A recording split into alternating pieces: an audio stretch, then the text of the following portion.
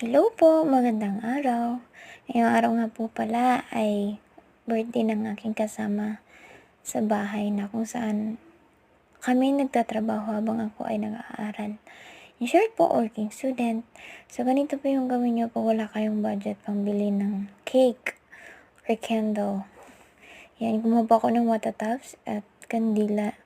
Yung kandila, ano lang po yan, sobra-sobra ng mga cake na binibili ng amo namin. Diba? Sobrang tipid, char. Sobrang tipid. Wala lang talagang budget.